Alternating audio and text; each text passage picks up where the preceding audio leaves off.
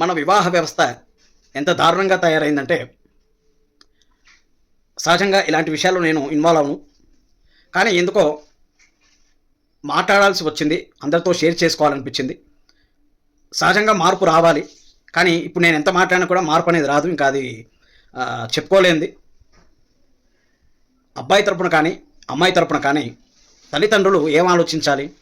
ఇప్పుడు ఉదాహరణకి అమ్మాయి తల్లిదండ్రులు ఒక అబ్బాయిని చూస్తున్నప్పుడు 25 ఏళ్ల కుర్రాడిని నీకు ఆస్తులున్నాయా, అంతస్తులున్నాయా, కార్లున్నాయా, బంగ్లాలున్నాయా అంటే ఎక్కడి నుంచి వస్తాయండి?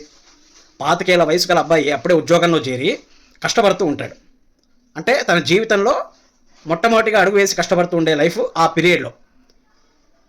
ఏదైనా తల్లిదండ్రులు ముత్తాతల నుంచి ఆస్తులు ఉంటే అది వేరే విషయం. అసలు లేని వాడికి కూడా ప్యాకేజ్ ఎంత అని అడుగుతున్నారు. ఒక్కసారి అందరూ గమనించండి, చిన్న లాజిక్ మర్చిపోతున్నారు. చిన్న కామన్ సెన్స్ ఇది. కావున అమ్మాయి తరపున కానీ అబ్బాయి తరపున కానీ ముందుగా చూడాల్సింది ఏమిటి? గుణగణాలు చూడండి. ఉద్యోగం చేస్తున్నాడా, పోషించగలడా, ఇది చాలు.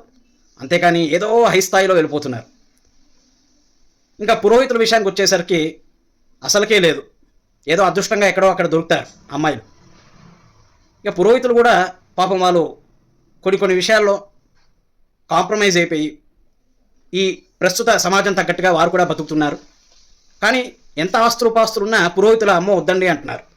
ఇది కూడా అందరూ గమనించండి. వారికి ఏం తక్కువ? అన్నీ ఉన్నాయి కదా, ఉద్యోగం చేసేవాడే కావాలా?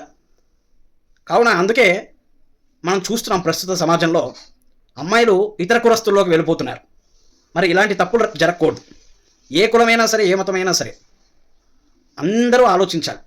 వివాహ వ్యవస్థ మారాలి, మార్పు తీసుకురావాలి. అది మనందరి బాధ్యత. ఈ మాట అందరితో షేర్ చేసుకోవాలనిపించింది. ధన్యవాదాలు.